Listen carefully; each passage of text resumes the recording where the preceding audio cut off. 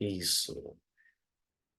Boa noite a todos e todas. Sejam bem-vindos ao nosso encontro sobre a LGPD nas escolas, questões jurídicas essenciais, fundamentais. Eu sou o professor Luiz Hernandes, sou vice-presidente dessa comissão maravilhosa, Comissão de Direito na Escola, da Ordem dos Advogados do Brasil, seção Minas Gerais, e tenho o prazer de estar aqui com vocês e abrir este momento importante e especial desta noite, na qual teremos a presença da doutora Estela Muniz Campos Elias, que já está aqui, chegou hoje dos Estados Unidos já preparada para trabalhar conosco. Ela estava lá a pequenas férias, mas também a trabalho, né? Estela, como eu, também não para. E é uma honra para nós recebermos a cada um de vocês aqui hoje. Por quê? Porque os professores, os coordenadores, os advogados de escola, as pessoas que atuam no dia a dia da sala de aula ou com as escolas, as universidades, mas principalmente as escolas, nós lidamos todos os dias com dados pessoais e dados sensíveis, tanto no offline quanto no online. Nós sabemos que o Marco Civil da Internet já havia elencado uma série de proteções jurídicas a esses dados no online. Nós sabemos que já há diversos direitos previstos no nosso Código Civil, ou mesmo no Código Penal, né? A proteção à honra, à imagem, à privacidade, à intimidade. Isso tudo são direitos, inclusive constitucionais, que nos são assegurados.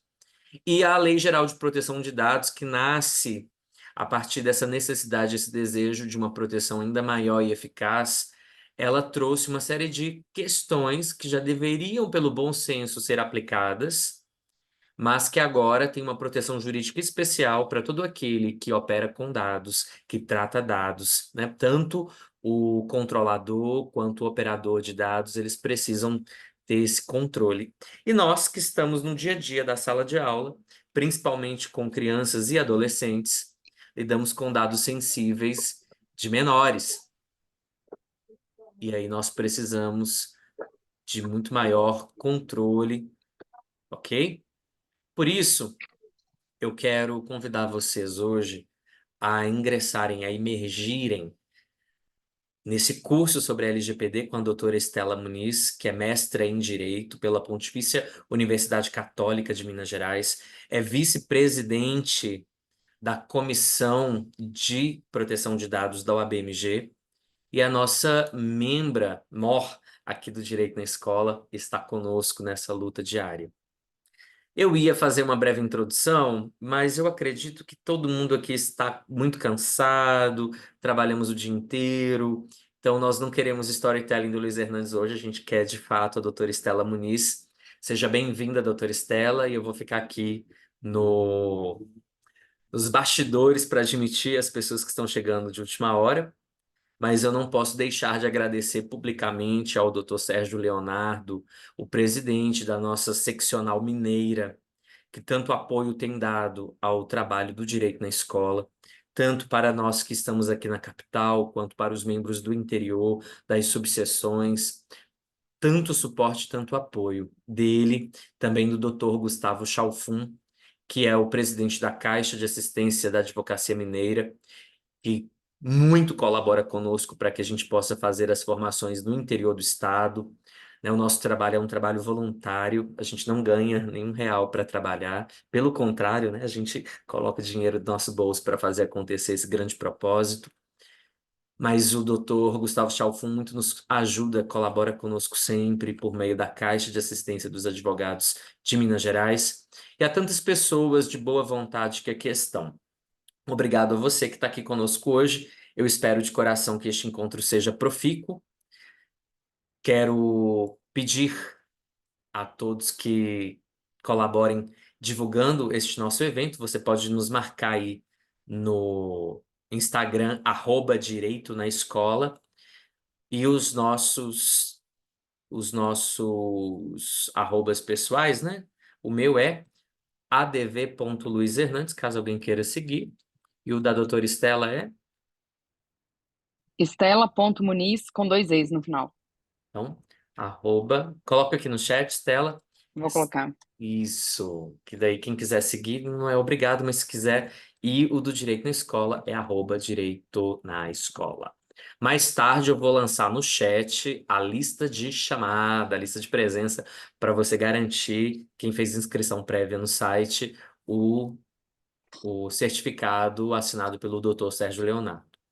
E se você quiser mandar esse link dessa reunião para um amigo seu, da sua subseção, algum advogado ou professor, fique à vontade. Eu só não garanto o certificado, ele é só para quem fez inscrição prévia, tá bom? Doutora Estela, a palavra é sua. Vou aqui desligar minha câmera e vou deixar você brilhar.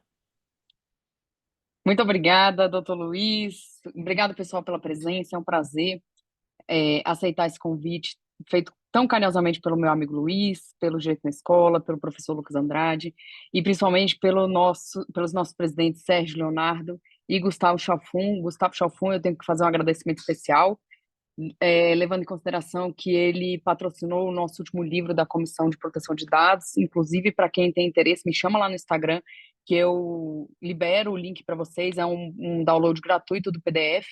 E quem quiser adquirir a versão física também tem um curso da editora, mas também é possível. Tá bom? Gostaria de agradecer a presença de cada um de vocês. Vou falar um pouquinho sobre a Lei Geral de Proteção de Dados, como que ela impacta nas nossas rotinas como professores, como é que a gente pode se comportar, de que forma que, por exemplo, a gente pode fazer a divulgação do nosso trabalho, que é tão importante hoje nas redes sociais. A gente vive para alimentar as nossas redes sociais também, porque além da nossa vida social física, né, no presencial, a gente precisa sim ter essa prestação de contas no online, e é importante para a carreira, é importante para o professor e principalmente para as instituições nas quais a gente dá aula, não só aqui no programa Direito na Escola, que a gente precisa também fazer essas divulgações, mas principalmente para o professor isoladamente, porque quando a gente pensa na proteção de dados, e que nem o Luiz falou, e é uma lei que veio para proteger o indivíduo. Então ela veio proteger os meus dados pessoais, os dados pessoais do Luiz e o dado pessoal de cada um de vocês aqui. E eu fiz uma pequena apresentação. Eu gosto de trazer mais uma questão de bate-papo.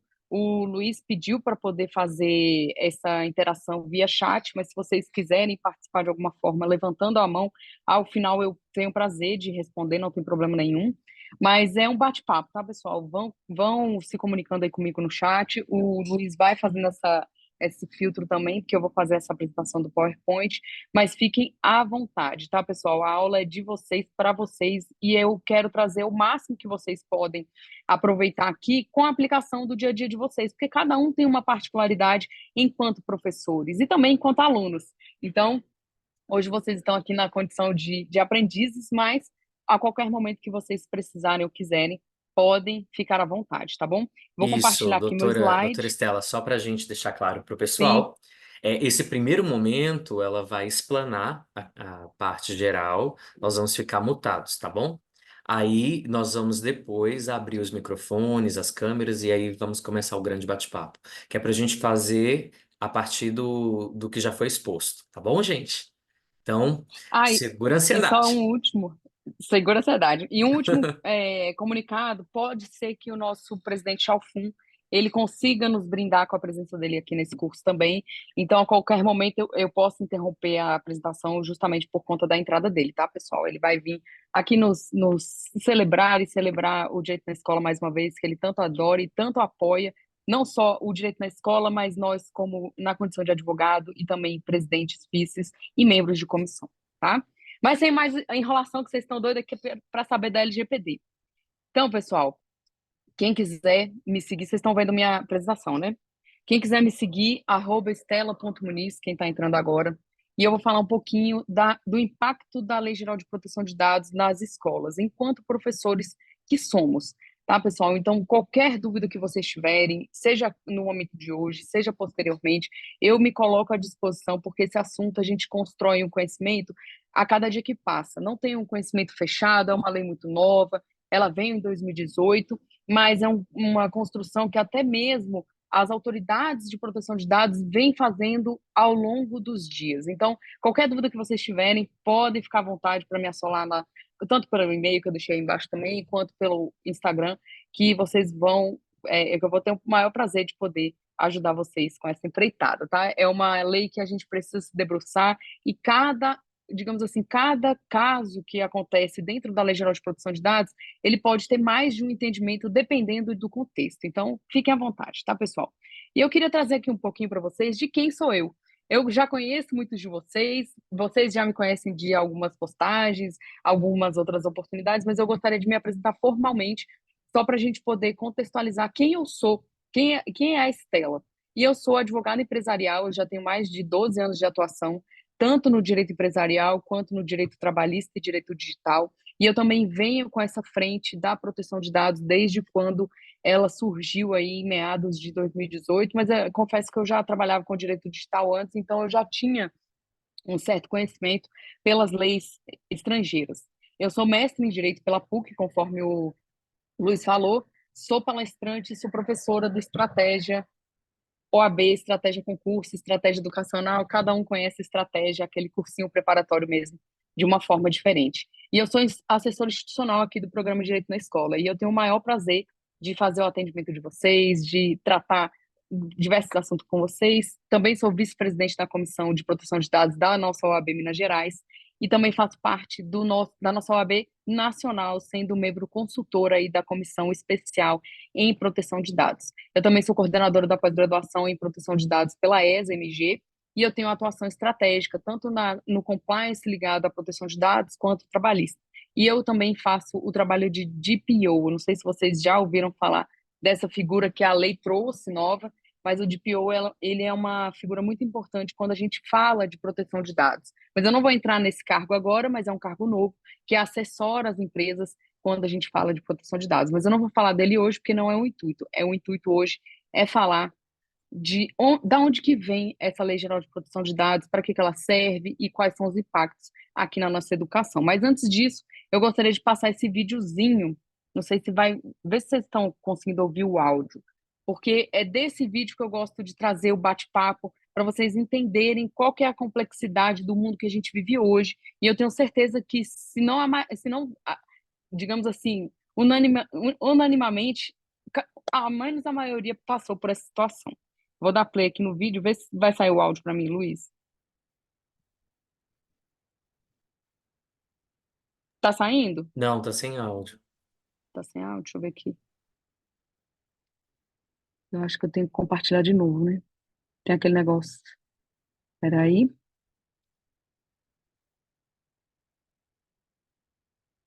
Compartilhar a tela. Compartilhação. Agora vai. Oi, bom dia. Olá. Oi, bom dia. Olá, bom dia. Tudo bem? Tudo bem? Bom dia. Vai ser junto? Vai. Posso tirar uma foto sua pro cadastro? Oi? Posso fazer uma foto sua pro nosso cadastro? Mas eu só vou comprar um shampoo e uma escova de dente, precisa disso? Por que eu tenho que fazer? Que nem quando você vai no consultório, sabe? Eles fazem o cadastro lá na portaria. Posso fazer? Pode. Tá. Posso fazer uma foto sua? Pro cadastro? Isso. Posso tirar uma foto sua pro nosso cadastro? Pode. Olha aqui, por favor. Mas o cadastro ganha desconto? Posso fazer uma foto sua pro nosso cadastro? Agora, posso fazer uma de perfil também? Pra gente ter uma segunda informação do seu rosto. Pode ser? Posso coletar uma impressão digital sua para atualizar aqui também? Nossa, tudo isso? Para ver se você consegue um desconto ou alguma promoção? Ótimo. Pode ser o polegar também? De todos os dedos? Oi? Foi. Agora da outra mão também, o indicador e o polegar, tá? Mas pra que é isso? É que nem no banco, você não coletou lá a sua impressão digital, então não tem problema nenhum também você deixar aqui. O governo quer saber se a gente vai ficar doente. Para votar também tem que fazer, né, impressão digital. Eu vou ganhar um prêmio? Não, vai ganhar uma foto. Vai Posso tirar cadastrar? uma foto pro seu Ah, cadastro? O nome do seu melhor amigo. Hã? Meu melhor amigo. Ah, é pro nosso cadastro aqui. Marta? Marta? Você tem animal de estimação? Qual que é o nome dele? Falta só uma pergunta. Qual que é o nome da sua mãe? Tem como passar normal só? O que é normal? CPF, RG? Só meu CPF, se eu tenho algum convênio para ter um desconto, alguma coisa. Então CPF é normal, RG, data de nascimento. Entendi. Você não achou estranho tirar a impressão digital na farmácia? Não? Não. É, no banco tira, né? É. Às vezes em algum escritório, alguma coisa assim. Normalmente eu não passo de jeito nenhum. Só quando eu faço o cadastro no lugar. Aí você confia. Você não achou estranho te perguntar isso? Eu achei. É, pra eu comprar um desodorante é bem estranho. Então, em outros lugares, tudo bem passar, né?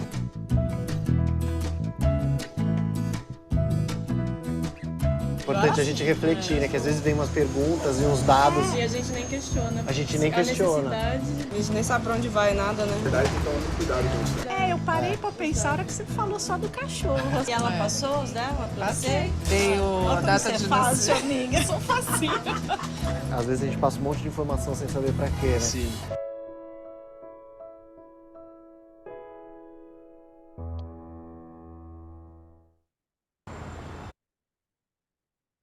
Pessoal, esse vídeo é muito bacana. Eu gosto de começar sempre a falar de Lei Geral de Proteção de Dados, trazendo ele justamente para trazer a importância da lei. A gente está num mundo muito rápido, a internet está aí, ela faz com que a gente tenha rotinas cada vez mais aceleradas.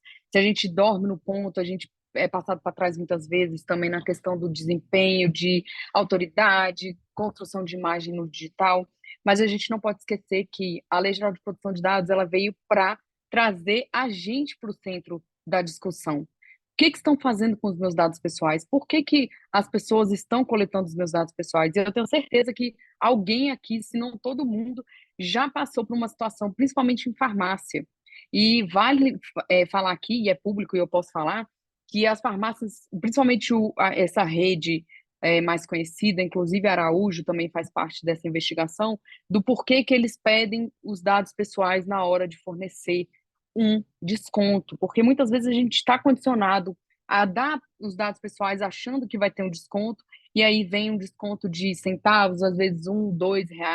Não estou desmerecendo o dinheiro, mas sim a condição do desconto. Se é para dar um desconto, tem que ser um desconto válido, tem que ser realmente uma questão transparente. E a lei veio exatamente para isso. Ela veio justamente para trazer essa transparência para os nossos dados pessoais. A gente que vai ser o centro da questão.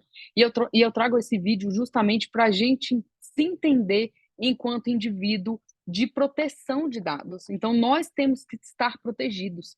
Então, quando a gente toma essa consciência de que eu preciso ter os meus dados pessoais protegidos, eu passo a fazer a proteção dos dados pessoais das outras pessoas. Então, quando a gente pensa em dados pessoais, ela veio em 2018, essa preocupação aqui no Brasil, para a proteção dos nossos dados pessoais. Mas, obviamente, que o Brasil não tomou essa consciência sozinho. Por quê? Quando a gente pensa lá em 2018, em agosto de 2018, na promulgação, né, na publicação da Lei Geral de Proteção de Dados, ela veio num ambiente de extrema, digamos assim, de extrema pressão psicológica para o Brasil fazer a publicação dessa lei. A Europa, para quem não sabe, é o berço da proteção de dados, e esse berço da proteção de dados, ela impõe ao mundo uma transparência na hora de fazer esses tratamentos de dados, e chegou a vez do Brasil, e em 2018 o Brasil cedeu, em aspas, que bom, mas ele cedeu essa pressão da Europa como um todo para poder continuar e manter as relações internacionais comerciais.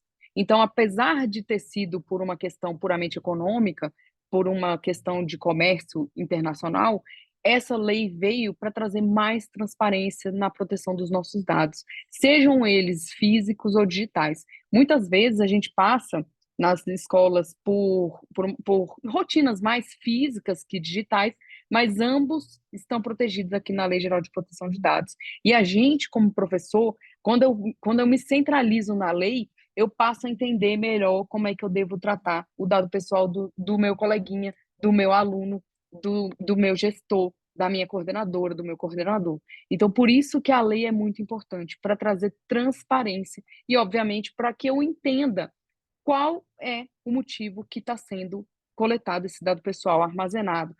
compartilhado. Isso tem que ser trazido à tona em qualquer instituição. E as escolas, obviamente, não ficariam de fora disso. Então, as escolas hoje, muito mais do que perto da publicação da lei, já estão com essa preocupação.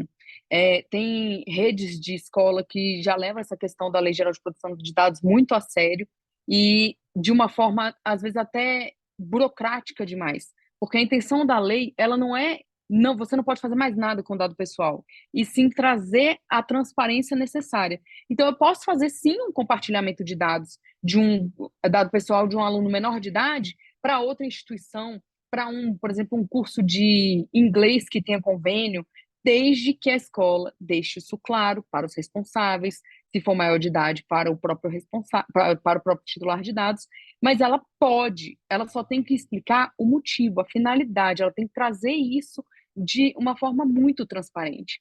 E o que a gente vê muito, e é onde as instituições geralmente erram, é na hora de apontar essa finalidade. Então, por exemplo, a droga raia, e não é segredo, ela foi multada em mais de R$ 500 mil porque ela estava adequada e aí ela passou a fazer essa, digamos assim, essa veiculação da política de privacidade que ela tinha com relação à Lei Geral de Proteção de Dados, falando que a finalidade da coleta do CPF era o desconto. E aí, quando foi ver, não era o desconto. Obviamente, né? Porque um desconto mais baixo a gente desconfia. Então, a intenção por trás da coleta do dado pessoal dela era sim fazer o compartilhamento de dados com instituições de saúde, com convênios médicos. Então, ela mascarava a finalidade do fornecimento do dado pessoal para o titular de dados com outra finalidade. E ela foi multada justamente por isso, porque quando você tem um desvio de finalidade, também vai contra a Lei Geral de Proteção de Dados. Então, as instituições, elas precisam ser transparentes. E quando a gente pensa em instituição, ela não acontece sozinha. A gente está dentro das instituições, seja de forma voluntária, seja de forma contratada, seja de forma como prestador de serviço, eventualmente, mas a gente, enquanto instituição, precisamos obedecer os regramentos das instituições e isso inclui, por certo, a Lei Geral de Proteção de Dados. Então, ela veio para trazer essa transparência. E quando a gente está na condição de professor, a gente precisa se atentar com relação a isso, porque nós somos a instituição. Por mais que eu sou professora voluntária no direito na escola, mas eu fui dar aula na escola municipal, na escola estadual, na escola particular, eu estou investida dos regramentos da escola, eu estou investida do regramento do direito na escola, e isso a gente precisa levar para a sala de aula. Então, por isso que o Luiz teve essa ideia de trazer essas questões da Lei Geral de Proteção de Dados para os professores. E aí, primeiro, antes de eu entrar nos impactos, eu preciso falar para vocês o que são os dados pessoais, porque muitos de vocês nunca ouviram falar na lei, ou ouviram falar muito pouco, ou quase nada. Então, quando a gente fala de dados pessoais, nós temos duas características aqui, duas nomenclaturas que a lei trouxe. Uma são os dados pessoais, que eu gosto de falar comuns para diferenciar dos dados pessoais sensíveis, e a outra é justamente os dados pessoais sensíveis. E o que são esses dados pessoais comuns? São as informações que identificam diretamente a pessoa, ou então que possam identificar ela de forma indireta. E como é que seria essa identificação direta da pessoa? São aquelas informações bem claras: nome, fotografia, relacionamento, consumo, dados de localização e endereço, RG, CPF, CNH, certidão de nascimento, certidão de casamento, qualquer dos documentos pessoais a gente consegue identificar diretamente. O próprio e-mail, também temos o histórico de compras, telefone, histórico escolar, o endereço dessas questões digitais. Então, tudo isso inclui a identificação direta de pessoas. Mas a gente pode identificar indiretamente também. Então, quando eu uso, por exemplo, numa sala de aula, para fazer um exemplo de uma pessoa que eu não quero falar o nome ou alguma coisa nesse sentido, mas eu começo a falar atributos da pessoa, por exemplo, se eu fosse fazer uma brincadeira aqui e quisesse identificar uma pessoa de 1,70 m, com cabelo baixo, da pele clara, com pouca barba, que está com a blusa do direito na escola azul, que torce para o Galo. Vou fazendo as identificações de qualidades e características que vocês possivelmente vão identificar o nosso querido Luiz. O nosso querido E... Luiz. Eu falei, tá falando de mim. E isso também é a Lei Geral de Proteção de Dados, isso são dados pessoais. As características que deixam o Luiz único são dados pessoais. Eu não preciso falar Luiz Hernandes e todo o nome dele. Se eu falar características do Luiz, eu já estou identificando ele. E isso é muito importante para a gente entender o que são dados pessoais. Porque muita gente fala, dado pessoal, nome, RG, CPF, mas não é só isso. Os atributos da pessoa também pode caracterizar isso. E além desses dados pessoais comuns, que eu gosto de falar, né, essas questões de diretas de identificação ou atributos, nós temos também os dados pessoais sensíveis. E é esse aqui que eu gosto de incluir os dados das crianças e adolescentes, não por eles serem sensíveis, tá, gente? Na lei não tem sensibilidade quanto aos dados de crianças e adolescentes, mas pela peculiaridade, tá? Então não confundam. Os dados pessoais sensíveis aqui tem o rol lá no artigo 5º e o tratamento no artigo 11, mas eu gosto de trazer a sensibilidade dos dados das crianças e dos adolescentes para essa categoria, porque a gente precisa ter uma atenção ainda mais especial quando a gente trata desses dados de crianças e adolescentes. Mas o que são, então, esses dados pessoais sensíveis? E isso aqui, gente, é muito importante para qualquer tipo de atividade que você exerça. Por quê? Esses dados eles podem gerar um tipo de discriminação.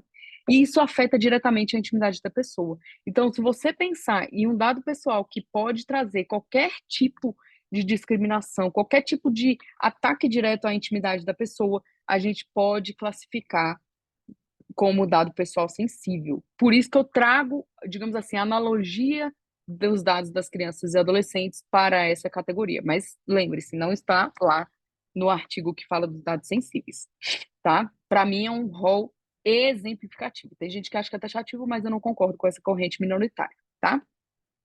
Bom, gente, convicção religiosa. Convicção religiosa, a gente tem várias instituições aqui ligadas ao direito na escola, que são instituições religiosas, então são alunos que têm uma frente de religiosa ou outra, mas independente da instituição, temos escolas que estamos prestando serviço, temos contratos em escolas com convicções religiosas. E isso é um dado pessoal sensível demais, porque isso pode causar uma discriminação. Então, por exemplo, se um aluno católico vai e faz matrícula numa escola que seja evangélica, ele não pode sofrer nenhum tipo de discriminação pela convicção religiosa dele ser diversa da escola. E isso acontece muito, tanto o contrário, evangélico que vai estudar na católica, quanto católico que vai estudar na evangélica, e isso acontece e é natural e está tudo bem. Por quê? Quando a gente pensa em dado sensível, a escola, ela é, sim, a responsável pelo tratamento de dados, mas o professor, ele tem que ter esse cuidado. Então, quando a gente pensa numa sala de aula, quando a gente pensa em falar determinados assuntos, e é muito importante a gente saber até onde a gente pode ir. Então, principalmente nas aulas inaugurais, que muitos de vocês já fizeram e outros tantos ainda vão fazer, a gente precisa ter cuidado com os tópicos que a gente leva para as instituições religiosas, por exemplo, porque isso afeta diretamente a intimidade da pessoa. Então, dependendo do nível de aula que a gente leve para a instituição, a gente pode atacar indiretamente esse dado pessoal daquele aluno. Então, às vezes, é um aluno que tem uma convicção religiosa muito forte, muito presente, ele é frequente na igreja que ele tem hábito de ir, e a gente faz uma piadinha daquela religião ou alguma coisa nesse sentido. Então, a gente tem que ter cuidado, muito cuidado, tá, pessoal, com essas questões de dados pessoais sensíveis, tanto para a exposição de aula, quanto para a exposição, principalmente, das pessoas. Outra questão muito importante, raça ou etnia declarada.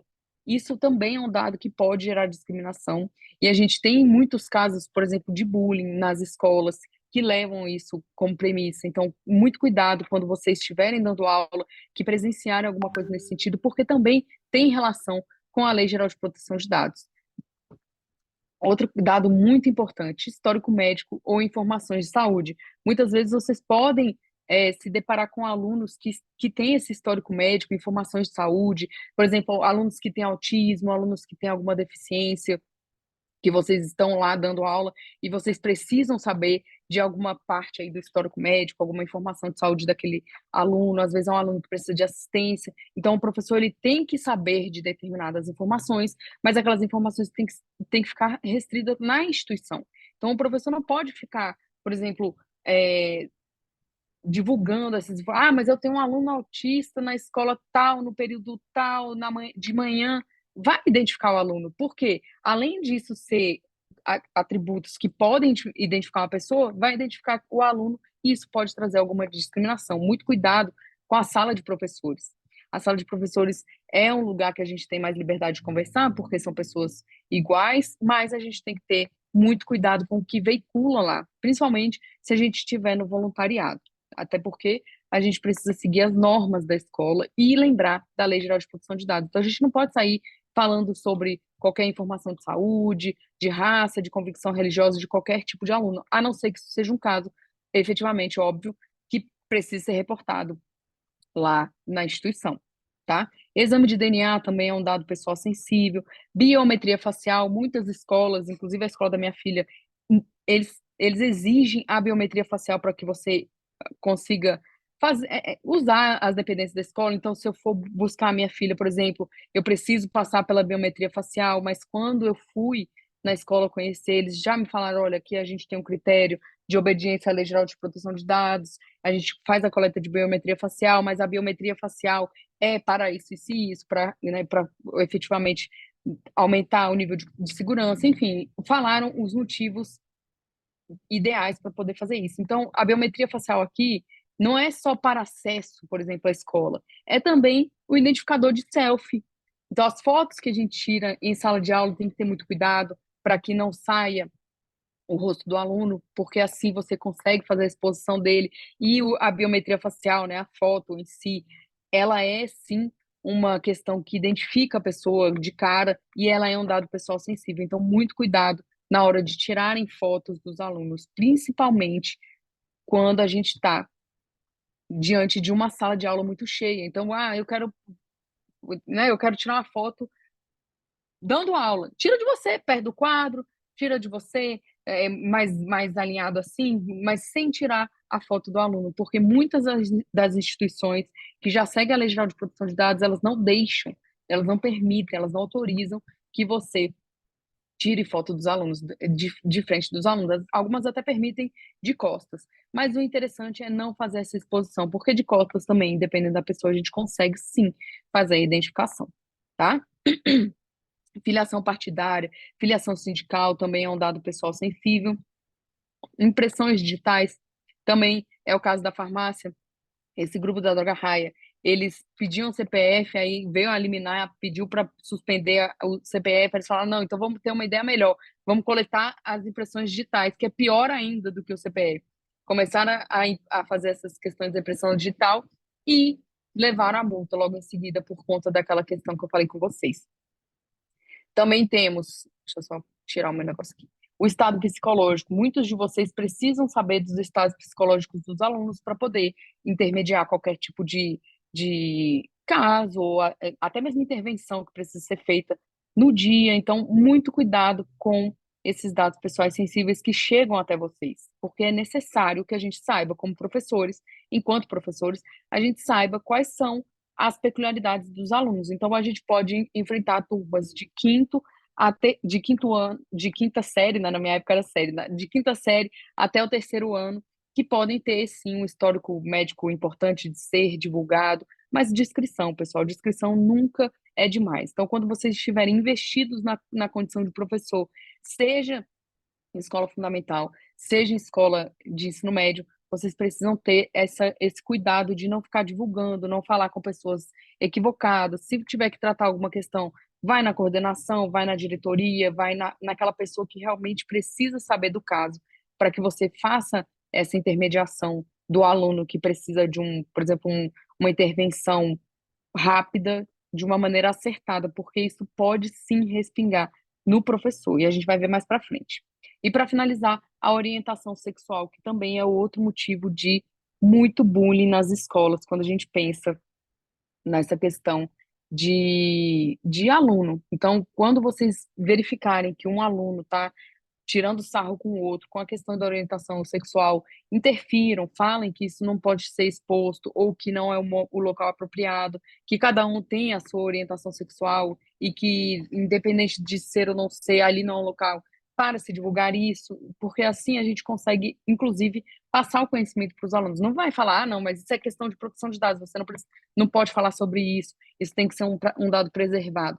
Mas se você trouxer a importância dele respeitar isso, sendo verdade ou não, já é um diferencial, tá? E por que eu trouxe essa classificação? Que é muito importante saber, digamos assim, se é um dado pessoal comum ou se é um dado pessoal sensível. Porque quando a gente está diante de por exemplo, uma lista de presença, a gente está lá com os nomes dos alunos. Então, o nome é um dado pessoal comum, que a escola fornece a lista de presença para que você faça chamada, por exemplo, para computar. E lá tem a assinatura também do aluno, que geralmente tem a escola que pede para o aluno assinar.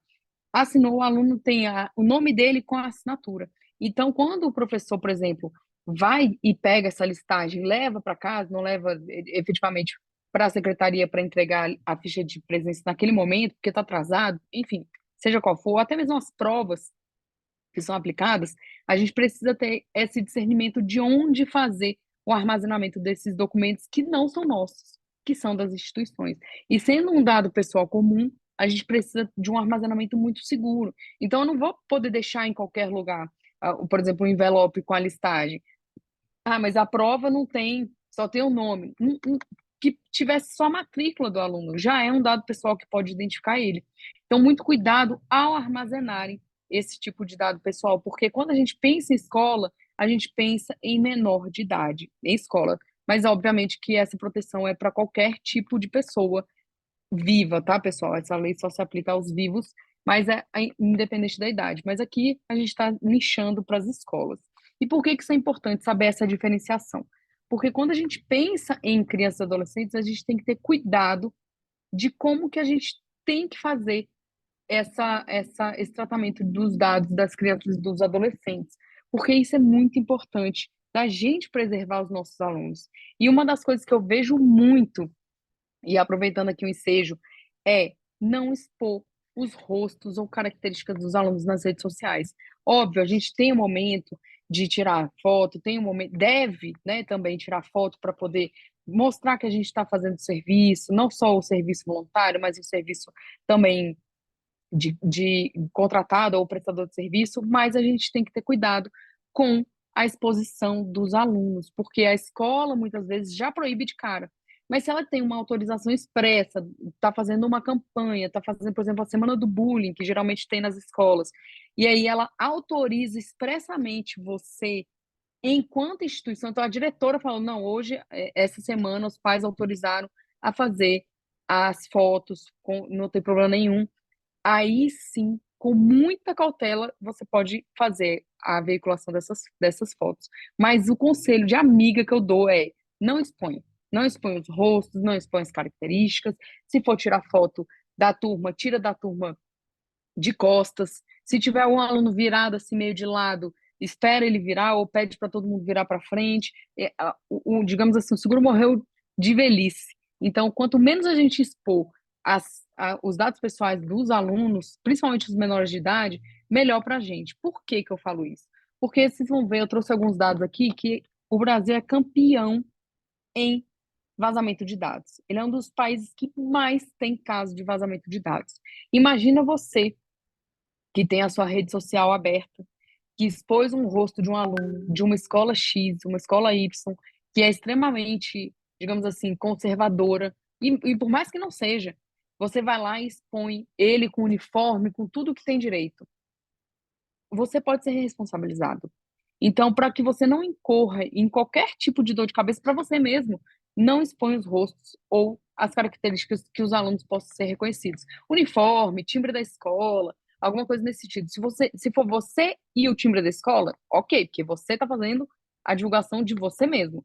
Mas se tiver um aluno, muito cuidado, pessoal, muito cuidado, a não ser que seja uma questão, igual eu falei, uma campanha que a escola tenha os seus próprios fotógrafos e aí você consegue aproveitar as fotos, não tem problema. mas se você for lá tomar a iniciativa de tirar foto, preservem. O melhor que vocês têm a fazer é preservar os alunos. E aí, aproveitando o ensejo aqui de fazer essa questão da divulgação das redes sociais, quando vocês estiverem pelo direito na escola, usem a camisa quando vocês forem fazer essas aulas, principalmente nas escolas voluntárias, porque aí a gente consegue trazer também, digamos assim, a escola consegue confiar mais no nosso trabalho enquanto direito na escola, porque a gente tem um acesso muito grande nessas aulas, mas se a gente for identificado, a gente consegue trazer ainda mais autoridade para nós mesmos. Então, toda vez que vocês forem dar aulas voluntárias ou acompanhar alguém, né, ser ouvinte nas aulas,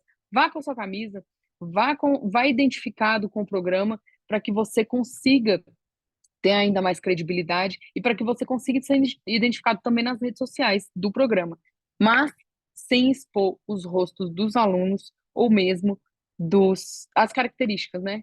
Então, muito cuidado, pessoal, porque quando a gente fala de menor de idade, além do nosso querido ECA, a gente tem essas questões da Lei Geral de Proteção de Dados, que eu vou trazer os impactos para vocês daqui a pouco, tá? E outro conselho de amiga, quem dá aula regular em escola, não deixe papel solto em cima da mesa. Isso aqui é uma política que eu aplico em todas as minhas consultorias, independente do tamanho da empresa, não deixar papel em cima de mesa. Por quê? Quando a gente vai no voluntariado, ou mesmo quando a gente está contratado na escola, geralmente os professores têm uma sala em comum.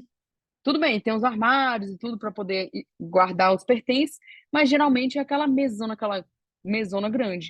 Então, se você deixa papel solto em cima da mesa e você não está presente no local, a chance desse papel sumir e disso ser considerado um incidente de segurança é muito grande. Então, muito cuidado, pessoal, muito cuidado ao deixar papel em cima da mesa solto, especialmente se você não estiver no local. Se você tiver uma mesa mesmo sua dentro da escola, guarde os papéis nas gavetas trancadas à chave, porque aí você evita que qualquer pessoa que entre na sala, seja de qualquer setor, você consegue se preservar. Porque, enquanto instituição, nós temos que preservar os dados pessoais dos alunos. Então, não é só a lista de presença, não é só as provas, não é só o aparato, digamos assim, do dia a dia, mas é também essa questão do incidente de segurança, que a gente não fala de se acontecer um incidente de segurança, a gente fala de quando. Então, vocês têm que ter consciência de que, quando a gente fala de papel, principalmente papel físico, a gente precisa ter um cuidado ainda mais redobrado, porque o simples descarte do papel, já feito de uma forma adequada, previne muitas questões. Aí vocês vão virar e falar assim para mim: ah, Estela, mas eu então eu tô super dentro da lei, porque eu não deixo papel solto em cima da mesa, eu não fico fora do local deixando os meus papéis também em cima da mesa, e eu descarto de forma adequada.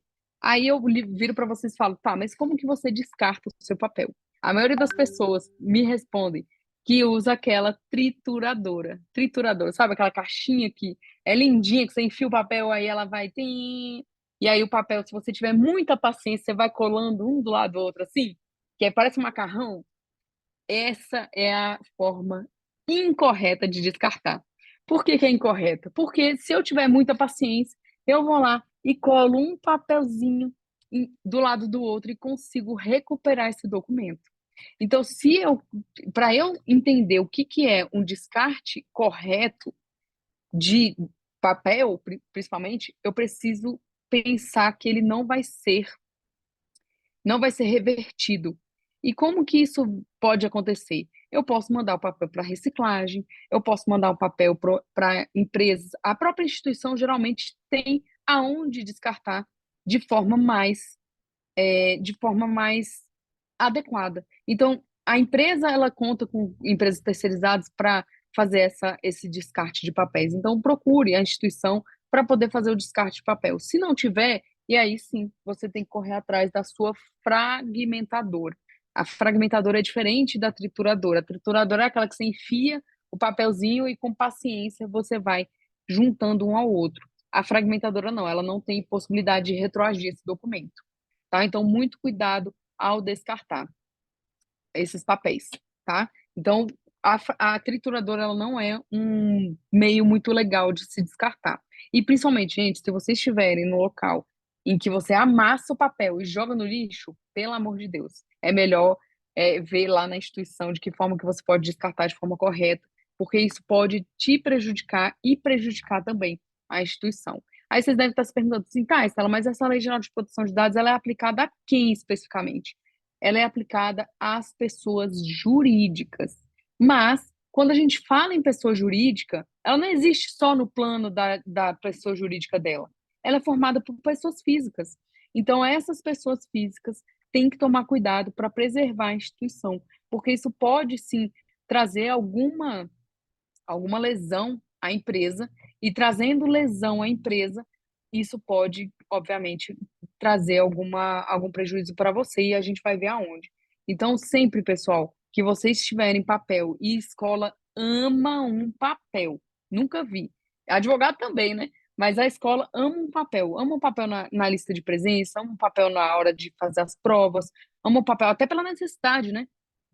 Ama fornecer papel. Então, quando vocês estiverem de posse desses papéis, muito cuidado na hora que for armazenar. Se precisar, tá lá na sala dos professores, naquele mesão que geralmente está todo mundo, e você tem um armário com chave, se valha desse armário. Ah, eu só vou no banheiro. Bota no seu armário, vai no banheiro, volta, pega no armário. É uma burocratização? É um pouco, mas é para você se preservar e para principalmente você preservar quem está ali naqueles papéis envolvidos com você. Então, sempre que a gente pensa na Lei Geral de Proteção de Dados, a gente tem que, obviamente, pensar em nós primeiros. Mas, como eu lido com vidas, eu lido com indivíduos, eu preciso também pensar nessa ótica da Lei Geral de Proteção de Dados para os outros. Porque na medida em que eu exijo a lei para mim, eu preciso, obviamente, fazer a aplicação para isso com os alunos, tá? Então, muito cuidado se vocês tiverem grupo de WhatsApp da escola, também ficar veiculando foto, casos, nomes de alunos. Não é que não possa, mas tem que ver a real necessidade de fazer aquilo pelo WhatsApp. Porque muitas vezes uma reunião com quem realmente vai poder te auxiliar, pode ser que fique muito melhor do que uma conversa em grupo do WhatsApp. Inclusive, aproveitando esse resgate do WhatsApp, muito cuidado, pessoal, com os grupos de WhatsApp na hora que vocês forem veicular as informações de alunos. Às vezes é necessário? Pode usar? Pode, mas tem que ter um certo critério. Então, por exemplo, na hora que for compartilhar, por que você vai compartilhar no grupo se você tem acesso ao privado da pessoa que vai poder te auxiliar? Então, é só para, digamos assim, eu sei que muita gente, por exemplo, usa o WhatsApp para fazer prestação de contas do serviço. Ah, eu terminei essa demanda, terminei aquela outra demanda, já terminei de corrigir prova, enfim, aí usa o grupo, que geralmente tem o coordenador, tem outros professores do mesmo setor.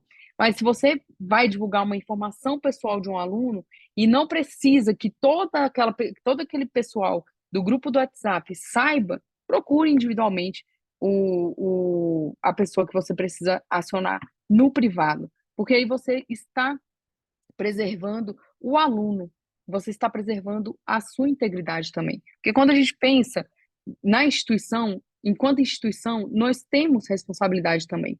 E é isso que a gente vai ver daqui a pouquinho. Então, muito cuidado ao deixarem papéis soltos em cima da mesa. Isso também se aplica muito, pessoal, aos advogados, que advogado adora um papel. E advogado que adora papel faz o quê? Deixa o papel em cima da mesa. Inclusive, ano passado, deve ter uns 2 anos já, foi ótimo. Eu fui comprar o meu carro novo, ele deve ter uns 2 anos. E aí, lá, assim, impecável na concessionária e tudo. Aí eu sentei na mesa do atendente, aí eu chorando daqui, né, desconto, e ele chorando de lá para poder fechar. E aí ele falou assim, não, vou falar com o meu superior. Aí ele foi, me deixou sozinho com meu marido na mesa e foi lá no andar de cima, assim, era no mesmo espaço, mas era subindo uma escadinha para poder falar com o gestor dele. E aí eu vi logo assim, bem na minha frente, tinha um escaninho, aquele escaninho bem organizadinho, um papel assim, um calhamaço assim de papel, todo organizadinho, não tinha nenhum assim para fora. E aí eu olhei assim por cima e era contrato de carro que ele já tinha vendido. Aí ele voltou, e assim, eu sozinha com meu marido na mesa dele. E aí eu falei com ele, eu falei, e aqui a concessionária já fez a declaração da Lei Geral de Proteção de Dados? Já a gente tem reunião semanal dessa pauta e a gente está alinhadíssimo com a Lei Geral de Proteção de Dados. Aí eu falei assim, é mesmo? Porque esses contratos que você deixou aqui em cima da mesa? Não, até o final do dia eu já processei eles, vai para o lugar que eles têm que ficar. Mas vocês entendem que na brecha em que ele foi falar com o gestor dele e voltou, poderia ter acontecido algum incidente de segurança? Se eu fosse da concorrência, eu poderia pegar aqueles contratos todos e sair correndo pela concessionária, porque não tinha ninguém para me supervisionar. Então, é essas rotinas que a gente precisa ter, e eu trouxe esse exemplo justamente porque quando a gente pensa na sala de professores, é um espaço em comum que a gente tem. Então, muito cuidado, pessoal, com o que vocês deixam na mesa. Até mesmo porque eu sei que tem gente que dá aula, e aí tem um escritório, e aí tem outras atividades. Então, muito cuidado também com as questões que vocês vão deixar sem ser dos alunos ali, do trabalho também, tá? Porque os seus clientes na advocacia também são titulares de dados. Então, muito cuidado, pessoal. Papel tem que ter muito cuidado na hora de fazer o manuseio. E o armazenamento tem que ser muito, muito impecável, tá? Mas então, por que os professores e as escolas em geral precisam se preocupar com essa Lei Geral de Proteção de Dados? E eu trouxe aqui para vocês as taxas que eu já dei spoiler de que o Brasil é campeão em expor dados pessoais. E quando a gente pensa em dado pessoal, a gente tem que pensar em golpes. Porque, na maioria das vezes, quando tem exposição de dados, tem um criminoso envolvido. E como é que geralmente acontece? Depois que os dados são expostos, os golpes, assim, e a engenharia social é uma coisa brilhante. É uma coisa brilhante. O hacker, ele não dorme em serviço. Ele tá lá só para conseguir uma brecha, seja no digital, seja no documento físico. Eu não preciso ser um hacker para ser da concorrência, pegar o contrato do camarada que estava me vendendo o contrato e sair correndo. Mas eu já faço um estrago muito grande com esses dados pessoais, porque contrato tem vários dados pessoais e eu consigo fazer tudo. Hoje em dia, com esses bancos digitais, principalmente, a gente consegue fazer qualquer coisa, qualquer negociação, qualquer abertura de conta, qualquer coisa. E só para vocês terem uma noção, teve um golpe aí que foi veiculado, não sei se foi no. Eu não lembro a emissora, mas foi um golpe que os criminosos eles estavam usando a foto da pessoa do WhatsApp. Se tivesse uma foto assim mais cara de RG, estavam usando, acho que era a foto do WhatsApp para poder. Aí eles ampliavam a foto com altíssima qualidade e fazia aquele reconhecimento facial de celular, que geralmente tem nos bancos. Ah, aproxime o rosto, afaste o rosto, não sei o quê. Eles estavam fazendo isso com fotos divulgadas pelas próprias pessoas, muitas vezes. Então, muito cuidado, pessoal, porque a lucratividade, eu coloquei para vocês, a lucratividade que os criminosos têm é uma coisa surreal, porque eles se valem, muitas vezes, da Dark Web. O que é a Dark Web? A Dark Web é uma camada da internet que eles fazem essas transações milionárias e eles vendem os dados pessoais na Dark Web porque lá já é digamos, uma camada obscura da internet, que já é difícil o rastreio, mas eles pedem um pagamento em criptomoeda. Fazendo pagamento em criptomoeda, não tem como fazer o rastreio. Se não tem como fazer o rastreio, os criminosos lucram muito. Olha essa notícia aí. Lucram 88 milhões vendendo dado pessoal na Dark Web. E qual que é a aplicação aqui para as nossas escolas? Se tiver dado de menor, vai também. Então, o menor de idade hoje, minha filha já nasceu com o CPF. Hoje, as certidões de nascimento, na minha época não, né? Mas hoje, as certidões de nascimento já saem com o CPF. Então, o criminoso, se vazar um dado da minha filha, por exemplo, o CPF dela, ele já abre conta bancária, ele já consegue fazer tudo da vida dela. Já consegue colocar ela lá no SPC Serasa. E ela tem 3 anos de idade. Então, assim, por que isso é importante quando a gente pensa em escolas? Porque a gente tem, dependendo do vínculo com a escola, a gente tem acesso a muitos dados. Tem escola que se vale do digital. Fazendo essa interação com o digital, a gente tem acesso às turmas, aos registros acadêmicos, aos CPFs, e isso tudo é acesso que a gente precisa ter, mas ao mesmo tempo pode ser um acesso que a gente pode dar para um criminoso. Então, trazendo aqui para o digital, que muitos de vocês também podem lecionar no digital, quando a gente usa a ferramenta, a plataforma que a escola disponibiliza para lançar, por exemplo, diário de falta, diário de nota, a gente tem que ter muito cuidado, porque se o nosso computador ele for uma porta de entrada para o hacker entrar, ele pode fazer um estrago no sistema da escola. Então a gente pode a gente pode ser vítima de um vazamento de dados dos outros. Não precisa ser só seu, não. Então tem que ter muito cuidado também na hora de fazer essa interação com o seu computador. Então é manter o computador atualizado, ter um antivírus bom, não ficar clicando em qualquer link, porque o hacker ele não está querendo invadir o colégio XYZ. Ele está querendo uma porta. Ele está querendo uma porta. Se ele acha essa porta, é aí que ele vai descobrir onde que ele conseguiu essa porta. E vocês podem ver aqui, eu não sei se eu trouxe nesse, não. O STJ, por exemplo, a invasão dele aconteceu justamente por isso. Lá foi um golpe que a gente chama de ransomware, que é um golpe que pede resgate. Então, o hacker, ele entrou, ele estava procurando uma porta, achou a porta do STJ, mas ele não sabia que era do STJ.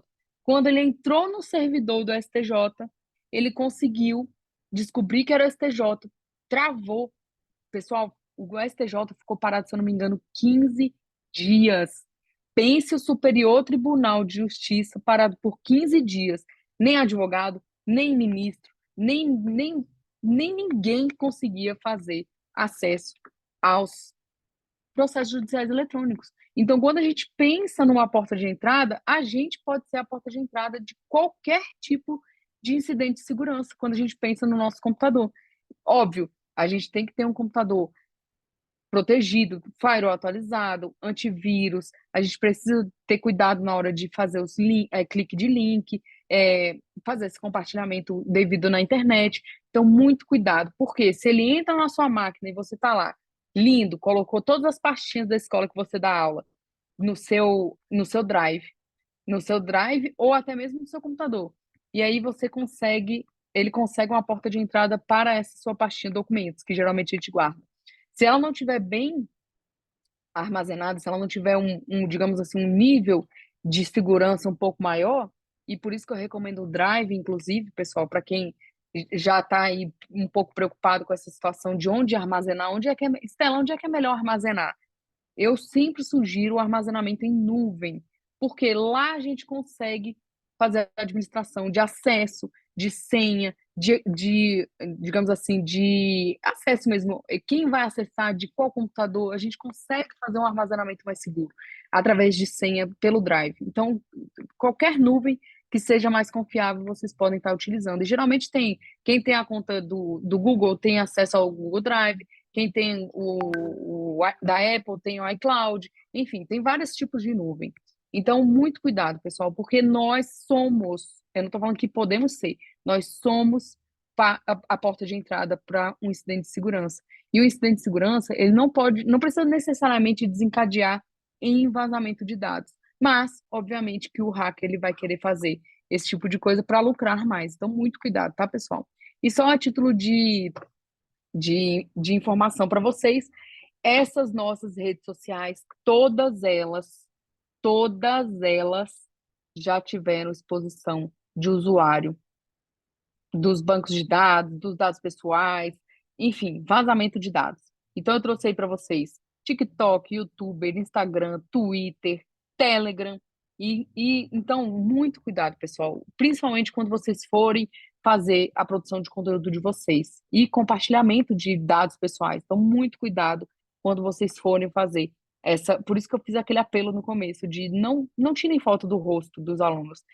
Tirem foto de vocês dando aula. Se tiver um professor ouvinte, pede para ele tirar uma foto um pouco mais estratégica. Então, muito cuidado quando vocês forem fazer a produção de conteúdo de vocês e envolver outras pessoas, tá, pessoal? Isso causa muito desgaste, porque nós, no Brasil, infelizmente ainda, temos esse título de país que mais vaza dados no mundo. Então, assim, não se trata de se trata de quando, novamente. Tá, pessoal? Então, muito cuidado quando a gente for fazer a alimentação nas nossas redes sociais. E só quebrando um pouco aqui o assunto escola, muito cuidado também com a exposição de fotos dos menores filhos de vocês, porque isso também entra no pacote, tá? O critério, enfim, não, a gente sabe como é que é a mente humana e também esses vazamentos de dados, eles colaboram para essa questão de exposição dos nossos filhos. Eu não sei se vocês já assistiram, eu devia ter trazido aqui uma montagem, era um casal que fazia muita postagem da filha, e aí eles fizeram como se fosse uma pegadinha com esse casal, fizeram a filha com a inteligência artificial que está hoje, eles pegaram fotos da menina e fizeram ela crescendo assim na inteligência artificial e falando com os pais dela. Acho que ela tinha 5 anos na época. Foi uma propaganda que algum país estrangeiro fez. E ela falando de que não queria ser exposta, de que não queria ter feito isso, ter feito aquilo que os pais dela fizeram. Então, assim, é só para vocês terem uma dimensão de como que isso pode ser grave. Ah, Estela, mas é só uma foto no Instagram. Meu Instagram, ele é aberto, mas é só uma foto aqui do meu aluno, eu com meu aluno que ganhou uma premiação na escola, tal, tal, tal. Não é que não posso, mas é o risco que vem com ele, tá? Eu não estou querendo desanimar ninguém de fazer postagem na rede social, mas é o cuidado que vocês precisam ter, tá? A autorização da pessoa é menor de idade, a autorização do pai, olha, tirei uma foto com seu filho hoje, queria postar porque ele ganhou o troféu de não sei o quê, que teve uma gincana, nanã.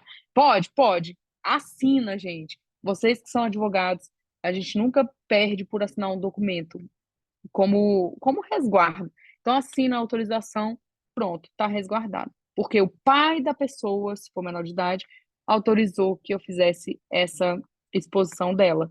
Se for maior de idade, a própria pessoa pode fazer essa anuência. E, óbvio, pode ser de forma oral, tá, pessoal? Mas o escrito nunca sai de moda, tá? E, pessoal, então, quais são os riscos que existem se a gente não protege os dados pessoais enquanto professores, tá? Enquanto professores, a gente pode sofrer, a instituição principalmente, né? A instituição pode sofrer denúncia e sanção da Autoridade Nacional de Proteção de Dados. A Autoridade Nacional de Proteção de Dados, ela é o nosso órgão máximo aqui da proteção de dados, quando a gente fala de fiscalização. Então, o titular de dados pode fazer uma denúncia lá na NPD. A NPD vai abrir a investigação. Se for procedente, ela vai acionar a escola, vai abrir ampla defesa, contraditório e vai sancionar, tá? Então, o titular ele tem essa possibilidade de ir direto na NPD. Ele também pode se valer da fiscalização e sanção pelos órgãos competentes. Então, se eu estou incomodada, por exemplo, que foi o caso aqui nesse item 2, foi o caso da Drogazil, que é o do grupo Droga Raia, fizeram várias denúncias para os PROCONs, e lá foi o PROCON de São Paulo, e ele fez uma fiscalização, verificou que estava com uso indevido, sancionou, e sancionou em mais de R$ 500 mil. Então, a instituição foi sancionada. Tá? Além disso, nós temos as ações judiciais dos titulares de dados. E a gente sabe, pessoal, enquanto advogados, a gente tenta colocar, dependendo da demanda, ao máximo as pessoas envolvidas. Então, aqui ele pode colocar a escola, pode colocar o prestador de serviço, pode colocar quem ele quiser no polo. E aqui já respinga a responsabilidade de vocês enquanto professores de instituições, tá? Então, se vocês estiverem envolvidos em algum incidente de segurança, alguma denúncia de aluno, qualquer questão que envolva essa questão de desconforto do aluno, vocês podem estar envolvidos, o nome de vocês pode aparecer nas ações judiciais. E o mais, digamos assim, o mais sensível que eu sempre gosto de ressaltar e que muita gente esquece, a ação de regresso da instituição com o indivíduo que não respeitou as normas internas e as normas de proteção de dados. Então, quando a gente pensa em exposição de dados pessoais, e a gente pode ser o veículo, né, dessa exposição, a gente precisa entender que a instituição é que vai responder no primeiro lugar, mas depois dela pode ser feita uma ação de regresso e ela pode sim, obviamente, respeitada essa questão da investigação e tudo mais, essa questão do regresso. Então, muito cuidado, pessoal, quando vocês estiverem numa sala de aula que forem produzir seu conteúdo, forem tirar as suas fotos, não tem problema, desde que seja de uma forma segura. E eu volto a repetir, não tirem foto dos rostos, tirem foto de você na sala de aula, você com quadro, você, às vezes, só o aparato do professor, né, o canetão e o apagador. Na minha época era giz, né, ainda. Mas muito cuidado, porque a ação de regresso ela pode e acontece na maioria dos casos, porque a instituição ela vai responder no primeiro momento, que a Lei Geral de Proteção de Dados ela afeta as pessoas jurídicas, mas a pessoa jurídica ela não precisa se esgotar nela, ela pode sim se valer da ação de regresso e fazer com que você consiga fazer a restituição do valor que a empresa tiver, a instituição tiver de prejuízo. Então, muito cuidado quando forem fazer essa produção de conteúdo, pessoal.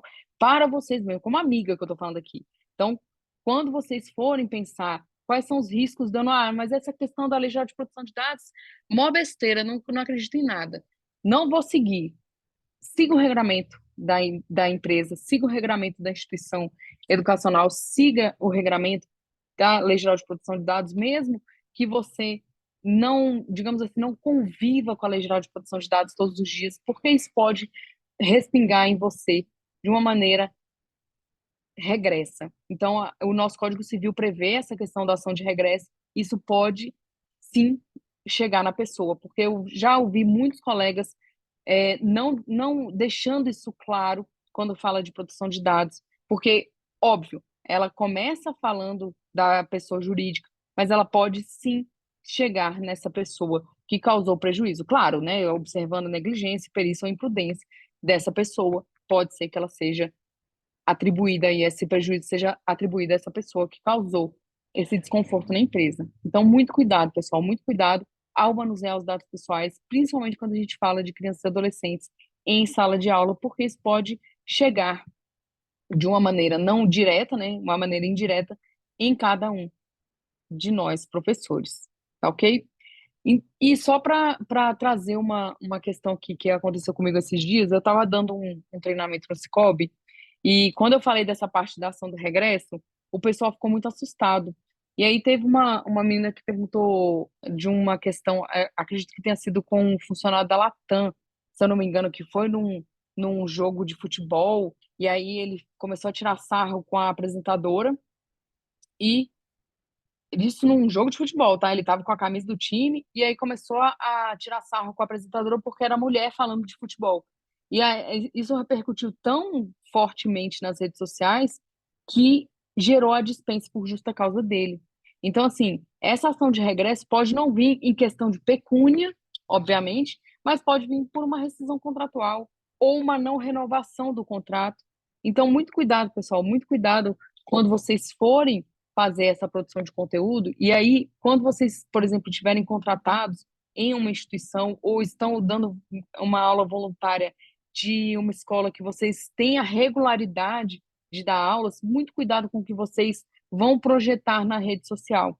E por que que eu estou falando isso? Porque a nossa imagem hoje digital, ela vale muito. Então, se tiver uma repercussão negativa por uma questão de Lei Geral de Proteção de Dados ou não, isso pode desencadear também nessa ruptura do contrato. Então, essa ação de regresso aqui, ela não necessariamente, obviamente, da Lei Geral de Proteção de Dados vem esse incidente de segurança, a empresa faz a apuração do do que aconteceu, como que aconteceu, se foi uma falha do indivíduo, se foi uma falha da empresa, porque a empresa tem que fazer essa apuração antes de atribuir qualquer tipo de culpa a alguém, mas ela tem que fazer essa análise e, se for um caso de regresso, ela vai poder exigir, e se não for, ela pode até desencadear a ruptura do contrato. Então, de uma forma ou de outra, isso pode respingar na gente. E outra, a gente lida com vidas. Quando a gente fala de proteção de dados, a gente fala do indivíduo, a gente fala de nós, a gente fala dos alunos, dos professores, das escolas, dos diretores. Então, a gente fala de pessoas como a gente. Então, se eu tiver essa mentalidade de como que eu gostaria de um professor cuidar do meu dado pessoal, é dessa forma que a gente tem que lidar e tem que tratar esses dados pessoais, porque senão a gente pode sofrer qualquer tipo de retaliação, seja pelo titular de dados, seja por uma ação de regresso por falta de cuidado. E uma das coisas que eu gosto muito de falar também é muito cuidado com o tipo de link que você faz acesso. Hoje em dia a gente tem o ChatGPT, que eu particularmente amo, mas a gente tem o ChatGPT e muito cuidado, pessoal, quando vocês forem utilizar o ChatGPT para questões escolares, não colocar dados de aluno ou dados dos professores ou qualquer questão de dado pessoal, para que não haja qualquer tipo digamos assim, de desvirtuamento. Porque o ChatGPT, na forma gratuita, ele é um banco de dados aberto. Então, quando a gente faz a utilização desse banco de dados aberto, a gente tem que ter um critério também na hora de usar. Mas o critério é qual? Não inserir informações pessoais. Inclusive, eu fiz o teste esses dias, perguntando quem eu era. E o ChatGPT falou que não que não tem autorização suficiente para falar de pessoas e tudo mais, para poder falar sobre essas questões de Lei Geral de Proteção de Dados. Eu vi aqui que o nosso presidente Chalfun já entrou? Vou interromper o Já compartilhamento. entrou conosco. Seja bem-vindo. Boa noite a todos. Boa Boa noite, noite, Chalfun, tudo presidente. bem? Bem-vindo. Meus amigos e minhas amigas do Direito na Escola, um prazer e uma alegria muito grande participar mais uma vez com vocês, dessa vez nessa temática tão importante que é a Lei Geral de Proteção de Dados. E aqui eu quero não só parabenizá-los pela iniciativa, porque quando falamos em Lei Geral de Proteção de Dados, nós precisamos sempre associar a figura de um advogado, de uma advogada, dos DPOs, que são as pessoas responsáveis e que efetivamente pode se tornar ou já se tornou um grande segmento da advocacia. Por isso eu fiz questão de participar com cada um de vocês nesta noite. Quero agradecer o convite, agradecer esse minutinho de fala, mas a minha fala é no sentido de parabenizá-los pelo brilhante trabalho e pela discussão de um tema tão relevante que é a Lei Geral de Proteção de Dados. Meus parabéns, viu? Obrigada, doutor Chalfun. É uma honra tê-lo aqui conosco. E eu gostaria de pessoalmente agradecer todo o apoio que o senhor deu na publicação do livro da Comissão de Proteção de Dados. A gente já distribuiu para vários advogados e advogadas para poder trazer esse universo da proteção de dados ainda mais forte e presente. E eu gostaria de agradecer publicamente aqui também. Já agradeci pessoalmente, mas eu gostaria de agradecer. Um orgulho muito grande essa caminhada conjunta com vocês.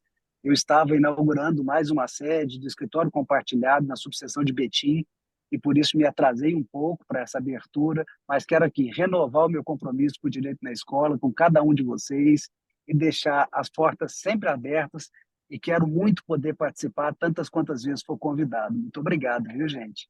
Nós agradecemos muito, Dr. Chalfun, e eu gostaria de convidar todos que queiram abrir suas câmeras para nós fazermos uma grande foto, uma foto tão bonita desse momento, porque a gente vai dar agora entrada na parte 2 da nossa live, que são as participações. E aí sim, nós vamos encaminhar os links para baixar o livro, vocês vão tirar dúvidas com a doutora Estela Muniz. Então vamos lá, todo mundo, quem quiser, câmera aberta, e vão fazendo os prints, gente. A gente vai fazendo vários prints aí. Obrigado, gente. Obrigado, Luiz. Obrigado, Estela. Obrigado, professor Lucas. Uma honra estar aqui, viu? Imagina, nós que agradecemos, Chapum, muito obrigado por sempre estar disponível para a gente, Obrigado. mesmo na correria, entre uma inauguração e outra. Muito obrigado pelo apoio de sempre e conte conosco na caminhada. Obrigado. Continue contando comigo também. Um grande abraço, gente. Obrigado. Tchau, tchau.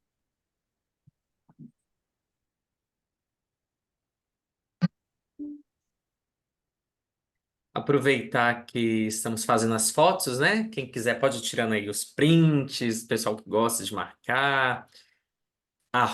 @Direito na Escola é o nosso Instagram do Direito na Escola. Você pode nos marcar lá. Também a doutora Estela Muniz, pode colocar novamente aqui, doutora Estela, o seu usuário, né? User. O meu é adv.luizhernandes. O livro de LGPD ele está disponível online. A doutora Estela daqui a pouquinho vai colocar o link aqui no chat, tá bom, gente? @Estela com 2 L's, ponto, Muniz com 2 E's no final. Então, Estela, a gente já pode abrir para participações ou você quer mais um minutinho?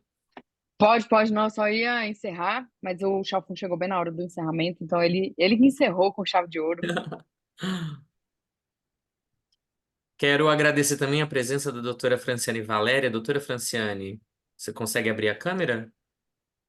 A doutora Franciane também estava em outra atividade. Doutora Natália Araújo, que colabora muito conosco neste momento, está lá na subseção do Barro Preto. Ela também está em uma atividade institucional. Nosso trabalho não para, gente. É muito trabalho. Oi, doutor Luiz, Estela, boa noite a todos. Boa Vou pedir noite. Boa noite. licença para estar sem a câmera, por conta de estar, como o doutor Luiz Hernandes falou, a nossa agenda anda bem lotada, como sempre, mas passar aqui só para agradecer a presença de todos, uma presença maciça de um tema que é tão importante, e quando a gente pensa em direito na escola, então a gente sempre vai linkar com a educação, mas em especial para o dia a dia nosso. Então, Estela bem trouxe aqui para nós, não apenas enquanto profissionais do direito, mas também enquanto pessoas, enquanto pais, enquanto irmãos, enquanto profissionais da educação. Então, tenho certeza que todo mundo aproveitou, anotou as dicas com uma pessoa que é a referência para poder falar e com quem tem a honra de poder aprender todos os dias. Então, parabéns, Luiz Hernandes, mais uma vez, por nos abrilhantar com tantos temas que são caros, que são especiais, e parabéns a todos que estão comprometidos em melhorar o conhecimento, em aprimorar, para que a gente consiga ensinar, repassar e continuar nessa educação cidadã aí, não só de crianças e adolescentes, mas de adultos também. Obrigada, Excelente. Fran. Doutora Franciane Valéria, muito obrigado. A doutora Franciane Valéria é conselheira na subseção de Venda Nova, aqui na nossa capital. Belo Horizonte tem 3 subseções: subseção do Barro Preto, do Barreiro e de Venda Nova. Se vocês quiserem escrever aí no chat de onde vocês são, qual subseção, qual seccional, quem não é de Minas Gerais, pode colocar aí também. Ou se é professor, se é alguém que não é advogado e veio aprender conosco. Hoje, a live foi voltada para professores. No dia 2 de outubro, quarta-feira, na subseção do Barro Preto, na Rua dos Guajajaras, nós vamos fazer um evento presencial.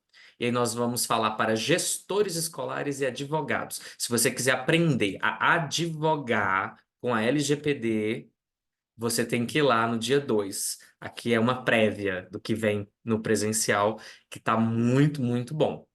Pessoal, quem tem dúvidas, pode abrir o microfone, pode participar conosco. Sejam objetivos nas perguntas, por favor. Ninguém? Então vou começar com a dúvida. Doutora Estela, para esquentar aqui, o pessoal estava comentando no chat a respeito do termo de consentimento. A gente sempre está assinando um termo de consentimento ou outro para poder fornecer dados, né? A gente como titular de dados. O pai, a mãe, o responsável legal das crianças e dos adolescentes, eles podem fazer uma única concessão desses dados já no ato da matrícula, ou para cada publicação, cada ato que a escola for fazer utilizando a imagem ou os dados dos alunos, é preciso colher um novo consentimento, uma nova autorização. Muito boa essa pergunta, porque influencia em vários aspectos, né? Não só na liberação de poder fazer e registrar as imagens, mas também, principalmente, desencadeia aqui na LGPD. E o que eu tenho aconselhado e feito e visto que é mais otimizar, otimiza mais o tempo, de uma maneira geral, é a questão de pedir a liberação de imagem, relacionando quais são, por exemplo, os eventos que a escola tem, porque a gente tem um calendário escolar, geralmente. A escola já tem a programação que precisa fazer com a família, ou sem a família, com os alunos, e eventos externos, enfim. Então, a escola já consegue fazer essa previsibilidade de atividades que vai precisar registrar imagens dos alunos. Então, eu já aconselho de cara, na hora de fazer o contrato, fazer esse termo de consentimento junto, mas fazendo um termo que a pessoa possa, de fato, consentir ou não. Porque o que a gente mais vê é a questão do termo de consentimento engessado. Não sei se vocês já viram, mas teve uma clínica que eu fui fazer um exame, e era a primeira vez que eu tinha ido na clínica, que ela fez um termo de consentimento que ou eu assinava e fazia o exame, ou eu não assinava e não fazia o exame. Então, eu tenho que fazer um termo de consentimento e tenho que me preocupar em ter um termo de consentimento que vai legitimar a opinião da pessoa. Então, se aquele pai não quer fazer a divulgação da imagem do seu filho, ele está no pleno direito dele. Ainda mais quando a gente pensa em crianças, por exemplo, bem, bem pequenas, como é o caso da minha. A minha eu autorizei tudo lá na escola, mas é porque eu quero ter momentos com a minha filha, com uniforme e tudo mais, no registro da escola. Então, o pai ele tem que ter esse consentimento, e o professor tem que ter esse cuidado de quando for ver esse tipo de contrato, ver que o termo de consentimento ele é opcional e não obrigatório. E aí, como fazer esse termo de consentimento? Na hora do contrato, explica no contrato direitinho como vai ser a dinâmica dessas imagens e divulgações, e quando for fazer o termo de consentimento, fazer ele identificado, que possa ser revogado, e quanto tempo que vai valer, e principalmente saber a validade desse termo, porque não é porque eu assinei no começo do ano para o final do ano que eu quero que esse termo valha para o ano que vem, por exemplo. Então, toda renovação de matrícula, a escola necessita fazer a renovação desse termo, na minha opinião, e é o que eu tenho feito de indicação também de consentimento, para que isso também seja reciclado. Porque às vezes o pai não lembra se fez o consentimento, se não fez. Então, para que a gente tenha sempre um consentimento atualizado em caso de fiscalização para a escola, o ideal seria a cada renovação de matrícula, porque vai ter que fazer uma espécie de novo contrato para poder continuar, né? Uma renovação de contrato, então renova o termo de consentimento também. Fazer aqui menção ao Dr. Cláudio Santos, é o presidente da Comissão de Educação Jurídica da OAB do Maranhão. Eu também tenho minha inscrição suplementar lá e sou membro dessa comissão. Obrigado, professor Cláudio, ele que é especialista em direito educacional. Muito obrigado pela presença. Eu estou aqui com algumas perguntas, Estela, muito interessantes. A Chiara Abreu ela colocou o seguinte: e a questão do monitoramento das instituições por meio de câmeras. Então, eu acredito que ela está perguntando se esse termo de consentimento é no ato da matrícula, correto?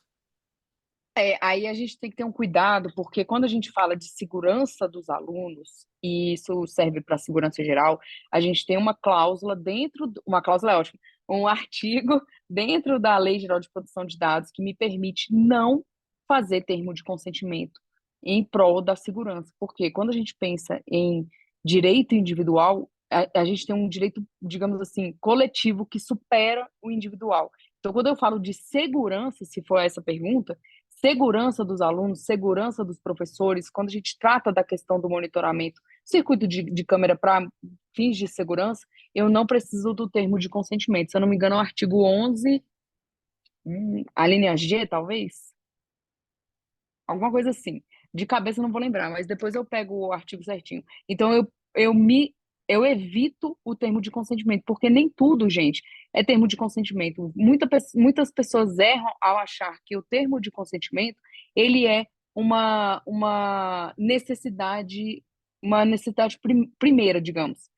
A gente pode se valer de todas as outras bases legais e fundamentos que a Lei Geral de Proteção de Dados traz para que a gente possa evitar, porque o termo de consentimento ele deveria ser o último, apesar dele ser o primeiro na lei, quando trata das bases legais. Então, nesse caso do monitoramento para a segurança, tem um dispositivo específico na lei que não me obriga a ter termo de consentimento. Eu posso e vou fazer a segurança dos meus alunos sem o consentimento dos pais. Inclusive, para quando a gente libera alguns dados, né, a gente compartilha esses dados com terceiros, por exemplo, a questão dos dados de saúde. Toda escola costuma ter uma ficha médica dos alunos, né, uma ficha com dados de saúde. E com quem que a gente pode compartilhar? A gente pode compartilhar isso, em se tratando de criança, adolescente, com um profissional da área da saúde. Né? Então, assim, eu não preciso, naquele momento específico, ter um termo de consentimento específico para isso, correto, doutora Estela? Senão eu coloco em risco a vida da pessoa, né? Muitas crianças passam mal na escola, a escola precisa direcioná-la ao sistema de saúde, não dá tempo de esperar o pai, a mãe aparecer porque o atendimento médico muitas vezes é de urgência. Isso procede? É assim mesmo? Como é que a gente trata esses dados? É Compartilha? assim mesmo. É porque eu gosto de fazer o seguinte, digamos, o seguinte drama, né? Digamos, uma cena dramática. Imagina lá, o aluno está passando mal e o pai não forneceu um contato de emergência para a escola, que geralmente era pedido. E aí você precisa fazer, por exemplo, tentar desbloquear o celular do aluno para poder entrar em contato com alguém. E aí você precisa entrar no celular dele ou fazer qualquer acionamento ao posto médico, enfim, para pedir a autorização para poder salvar a vida da pessoa, não tem nem lógica. Tipo, com licença, você assina esse documento aqui para eu poder salvar seu filho? Não tem essa lógica. É como se fosse digamos assim, é uma autorização desnecessária, porque tem esse dispositivo que o Luiz falou, é a questão de saúde. Lá nas bases legais tem dois tipos, um que geralmente faz para consulta médica e o outro para risco de morte. Então a gente precisa ter esse discernimento que não precisa de termo de consentimento para isso. Eu posso agir e depois falar na hora, questão de salvar o aluno, né, de interceder, que nem eu falei. Dependendo da questão, você tem que agir, senão você acaba respondendo até por omissão. Então, não precisa de termo de consentimento com relação a essas questões de saúde se for preeminente, né? Se for uma coisa do nada, se for Agora, se for um aluno que precisa de uma assistência e tudo mais, aí você pode acionar, se for o caso de acionar um superior, uma coordenadora, alguma coisa pedagógica, para poder tratar do aluno. Mas se for urgente, não tem termo de consentimento. Vai lá, faz, e está tudo autorizado. A lei permite esse tipo de coisa. Muito bom. E por quanto tempo, ó, uma pergunta aqui da Andrea, quanto tempo que a gente tem para poder utilizar fotos, por exemplo, sem a divulgação de um termo? Ela colocou aqui, divulgação de fotos de 90 anos. Já passaram 90 anos. Eu acredito que aí já são mortos, né? A LGPD ela protege, como é É, que fica? não, então, essa questão é muito sensível porque hoje as empresas que, por exemplo, fazem esse monitoramento de câmera, elas têm um prazo muito, muito pequeno de armazenamento. Então, pensando na estrutura da escola, que geralmente contrata uma empresa específica de circuito de monitoramento de TV, ela já tem essa questão da previsibilidade. E aí, geralmente, eles fazem um prazo, não sei se cabe aqui, mas eles geralmente fazem um prazo de projeção. Então, por exemplo, a cada 30 dias, os 30 para trás eles são apagados e você faz como se fosse uma subscrição por cima. Então, ele não vai jogar o dado fora, ele vai eliminar fazendo a gravação de outro. Então, o circuito de TV ele já tem essa questão, mas o prazo específico a lei não determina. Óbvio que se passar, por exemplo, um aluno de maternal 2 que hoje está com 15 anos, não justifica ter imagem dele na escola. Aí tem que ter esse critério. Por exemplo, se o passaporte, hoje eu tenho que, por exemplo, dependendo da idade da criança, eu tenho que renovar de 2 anos, por que o circuito de TV vai me resguardar, digamos aí, 10?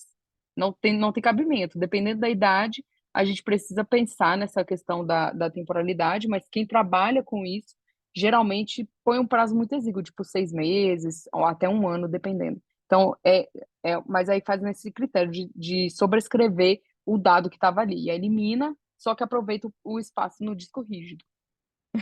Foi muito técnica agora, né? A doutora Mas Ana então, Carolina, respondendo, não tem prazo fixo, depende do critério. doutora Ana Carolina, a senhora está mutada. Boa noite, isso. Noite. Boa Ei, noite a Ana, Lembrando que todos, está tudo sendo bem? gravada, viu? Sua tudo imagem, sua bem? voz, Ok. né? Tá tudo aqui sendo gravado. Obrigada pela oportunidade. Eu ia segurar essa pergunta para quarta-feira, que é para os gestores, exatamente para a escola, mas eu advogo para escolas e foi levantada aqui a questão referente ao contrato. Na prática, eu faço uma cláusula sempre, eu hoje, né? Até ontem, né? Fazia uma cláusula, sempre tem a cláusula, mas na própria cláusula, o pai sempre, eu peço para a escola para pedir para o pai para ler aquela cláusula e assinar na cláusula para ver se ele consente sim ou não. Até porque prevenir também aquela questão, mas o contrato é tão grande, né? A gente assina no final, nem vi essa cláusula. Não, ele assinou a cláusula. Mas com relação a você falar isso para mim, eu não tinha atinado nisso. De você falar dos eventos que a escola, de prever já, né? Que já tem um calendário escolar, os possíveis eventos que a criança possa aparecer, né? Isso seria um aditivo? Seria no próximo contrato? Qual que é a prática disso? Geralmente as escolas, quando você entra a primeira vez, ela vem junto com o contrato. Esse destaque de cláusula eu adoto também, é muito eficaz, porque aí você chama a atenção do pai para o que ele precisa. Eu adotaria isso por conta do contrato, a primeira vez. Mas quando a gente fala de renovação de matrícula, às vezes é só um boleto. E aí, quando você paga a renovação de matrícula, que é só um boleto, tem que ser um aditivo. E aí, o que você faz? Você revoga o termo de consentimento anterior para fazer a revalidação desse novo. Então, vai ser só um termo de consentimento sempre. O anterior sendo excluído e o novo na rematrícula junto com o boleto. Eu vou enviar junto na plataforma, porque geralmente Tá. a escola tem plataforma, né? Sim. Então, se for uma Não, escola ok. paga, né? Agora, se for uma escola pública, aí eu entraria físico, teria que ir na secretaria para poder fazer essa renovação fisicamente. Ok. Não, nas minhas escolas a gente sempre renova, faz tudo de novo, para prevenir tudo, né? Tá bom, obrigada, viu? Boa Nada. noite. Boa noite. Tem uma aqui do Bruno, você já fez essa do Bruno? Não, pode ficar à vontade. Quem quiser participar no Mas microfone também, gente, pode falar. pode ficar à vontade. O Bruno Souza mandou. Mas se o termo de consentimento geral entrar em conflito com a posição religiosa da família, exemplo, pode ser que os pais deram autorização geral, mas talvez por não saberem, talvez não desejem ver seus filhos associados com celebração do Halloween.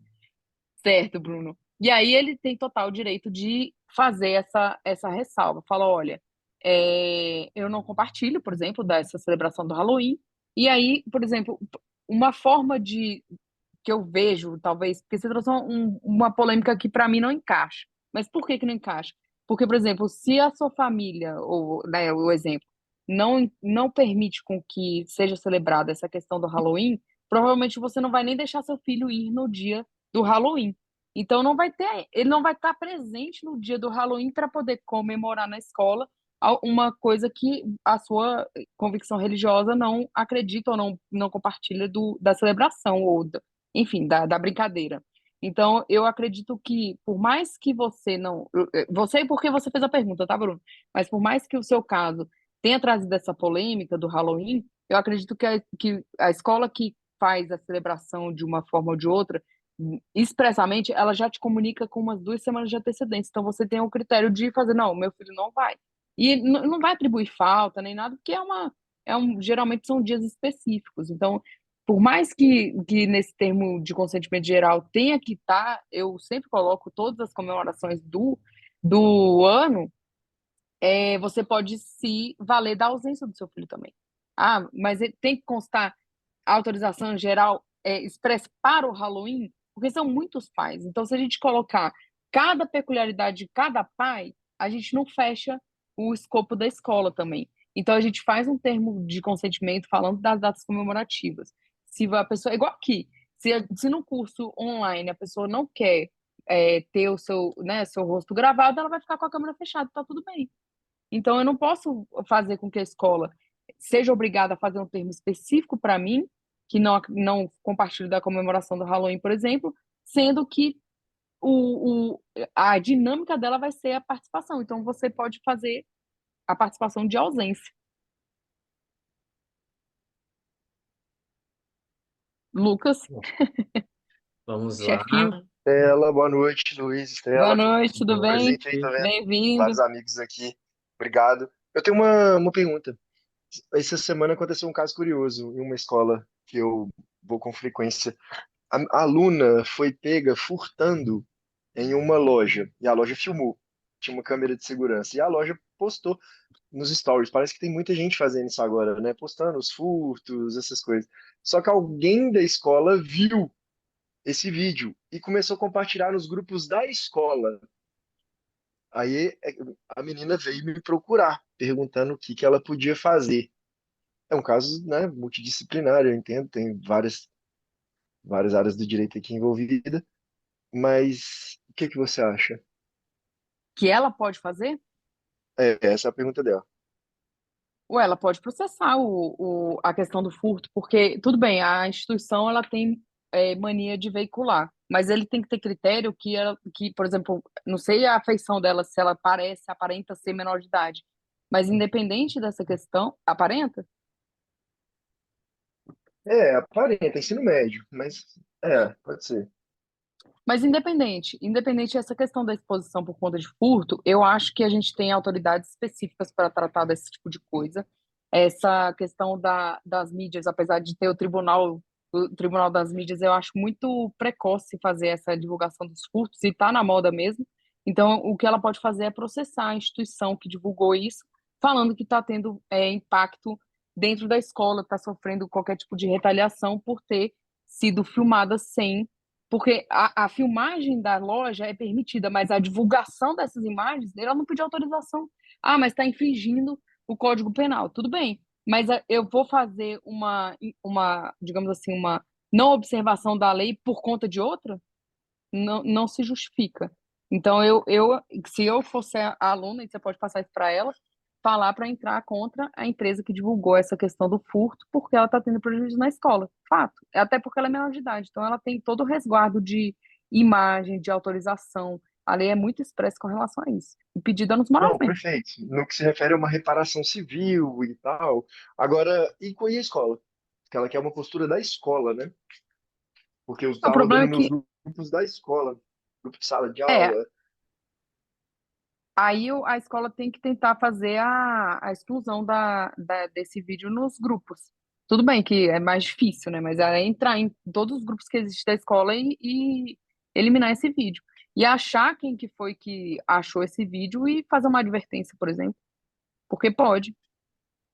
E é muito complicado Não. porque esses grupos, eles não são institucionais, a gente ainda tem esse problema. São grupos que Se a for escola não tem institucional, esse controle. A gente, por exemplo, recomenda que não se utilize grupo de WhatsApp, por exemplo, para compartilhar dados da instituição, dados dos alunos, mesmo que esses dados sejam anonimizados ou pseudo-anonimizados, correto, Stella? Porque às vezes o sim. pessoal coloca só as iniciais do estudante e acha que com isso pode falar o que quiser. E não é. É possível identificar esse aluno com esse dado pseudo-anonimizado, ou mesmo o dado anonimizado, caso eu consiga dizer, identificar quem é aquela pessoa específica, né? Por exemplo, Uhum. posso anonimizar vários dados e falar de um professor formado em direito e em filosofia. Só tem eu lá no colégio, com essa dupla formação. Então todo mundo vai saber que sou eu. Você poderia falar um pouquinho disso, Stella, sobre essa anonimização e a pseudo-anonimização dos dados de estudante nesses grupos? Se for aplicar, mas só terminando de responder o Lucas, com relação a essa questão dos grupos, tem que ver, se for institucional, a escola pode e deve intervir, porque se ela não intervir, ela está omissa. Apesar de não ter sido um contexto escolar e tudo mais, está causando impacto à aluna. E a integridade da aluna no meio escolar é responsabilidade da escola. Então, se for grupos institucionais, a escola não só pode, como deve intervir pedindo a exclusão desse vídeo nos institucionais e identificar o aluno para, às vezes, dar uma advertência, mesmo que seja verbal, alguma coisa moral, porque não tem muito o que fazer, já que não foi no âmbito da escola. Mas como está impactando aqui, se tiver um grupo institucional, a escola pode e deve fazer essa intervenção. Tirando isso, a aluna tem que correr atrás de quem divulgou a imagem dela ou mesmo fazer digamos assim, né, o acionamento da justiça com esse aluno que expôs ela nos grupos informais da instituição. Não é porque ele é menor de idade que ele não pode responder processo, né? A gente Exato. já sabe aqui no processo, já no direito na escola. Então, ela pode processar tanto danos morais a instituição que fez essa divulgação do furto, quanto o próprio aluno. E a escola, em contrapartida, entra nesses grupos para poder fazer o abafamento do caso e pronto, faz uma advertência verbal falando que se acontecer de novo, vai tomar medidas necessárias. E aí os grupos informais não tem como essa escola agir. Então não pode ir além do atributo da escola também. Ok. E sobre essa anonimização e pseudo-anonimização? Aí é a escola que tem que ter esse critério, porque o professor fazer isso, são ferramentas de tecnologia que a gente tem, que são muito eficazes na hora de fazer a divulgação desses dados. Então, por exemplo, essa questão de é, iniciais é uma questão de anonimização. Dependendo de quem está no contexto, que saiba de quem são as iniciais, tá? É uma questão de pseudonimização, desculpa. Mas o interessante é a escola adotar mecanismos para poder fazer esse tipo de critério. Então, em vez de soltar lá nos cadastros da escola, no sistema, todas as informações, fazer algumas com pseudonimização. E o que é isso? A anonimização é quando a gente tira o dado pessoal, né, digamos, o nome Luiz Hernandes. Eu tiro o caráter do Luiz Hernandes e simplesmente deixo coberto. E se não tiver na instituição, ninguém sabe o que é. Já a pseudonimização é aquele negócio, tipo, quando você pede iFood, que tá lá seu cartão, XXXX e os 4 últimos números. Isso é pseudonimização. Então, a escola pode se valer disso, o professor é mais difícil, porque depende da tecnologia da informação para poder fazer esses atributos, mas a escola pode se valer disso e o professor pode fazer sim. Mas nos grupos de WhatsApp, é melhor fazer essas abordagens, igual eu falei, de uma forma criteriosa.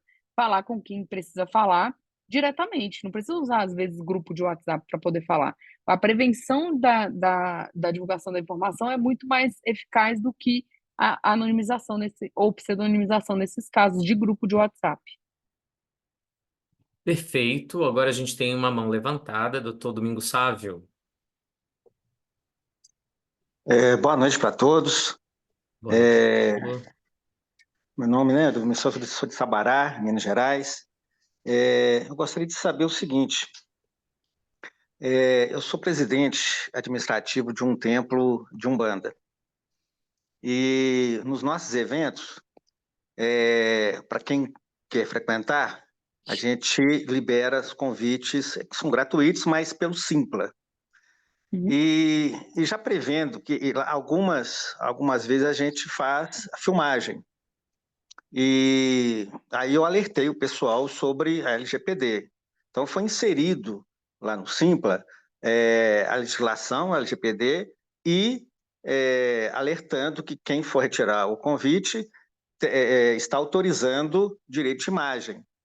Aí eu queria saber se somente genericamente assim a gente está sendo respaldado ou teria que ser individualmente? Obrigado, doutora. De nada, essa dúvida é muito comum. Eu já, inclusive, respondi várias vezes escolas com relação a essas questões de usar o Simpla e aproveitar fazer esse comunicado de que o evento pode ser filmado e tal, tal, tal. A ciência da gravação também vale como o alerta ao titular de dados, mas isso tem que ser expresso. Então, isso é autorizado sim. E aí, lá no Simpla, você já consegue, se a pessoa quiser participar, ela tem que aprovar ou não essa questão. Se ela participar, ela já está fazendo essa opção por liberar a imagem ou não. Mas aí, o que eu acho que vocês poderiam fazer no dia? Consultar, porque vocês vão ter uma lista de presença, provavelmente. Então, fazer com que a pessoa que esteja lá na recepção confirme 1 a 1, lá na hora, se tem alguém que não queira. E se tiver uma pessoa que não queira vincular a imagem, às vezes está conhecendo, foi lá para conhecer, alguma coisa nesse sentido, não fazer imagens das pessoas de frente, fazer só de costas.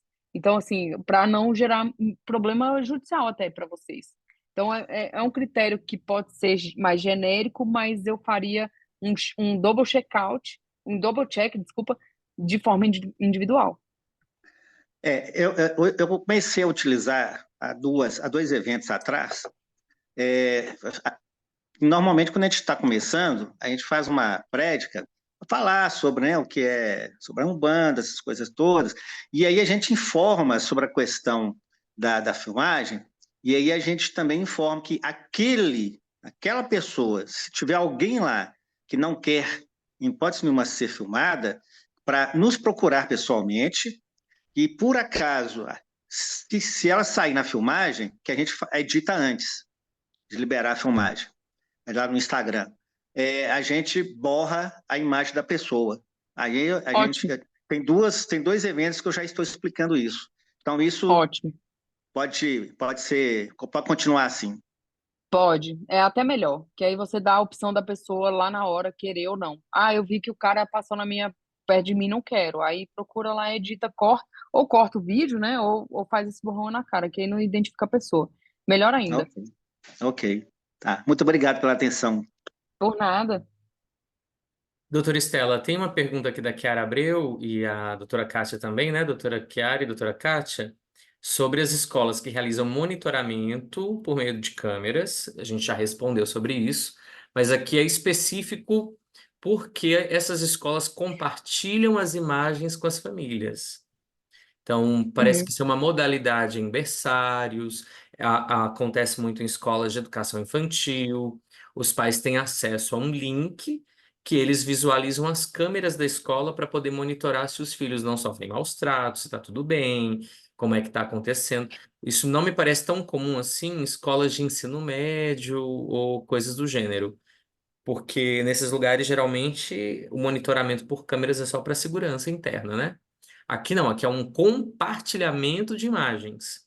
A dúvida é, já que todos os pais têm acesso às imagens, né, eu vou fazer até o termo mais adequado, todos os responsáveis legais podem vir a ter acesso às imagens, então esses responsáveis também devem assinar ela coloca termo de responsabilidade, eu diria termo de consentimento, correto? É. Sim, todos eles têm que ter tanto a autorização de todos, então, ou seja, vai muito do bom senso também do pai. Ah, eu quero colocar nessa escola, mas eu não quero filmagem, e a escola disponibiliza esse tipo de coisa. A escola não tem como fazer, às vezes, esse filtro de fazer. Por exemplo, ah, não, quando passar essa criança, vou borrar, por exemplo, a questão do domingos. Ah, vou deixar a criança borrada. Não tem, às vezes não tem ferramenta, não tem estrutura. Então, o melhor é, pessoal, você está querendo fazer a matrícula aqui? Nós divulgamos, às vezes o pai quer isso também, né? Divulgamos o link que vai ser compartilhado com a turminha inteira e focar naquela turminha. Que eu, por exemplo, a minha filha está no maternal 2. Eu não posso ter acesso ao maternal 3.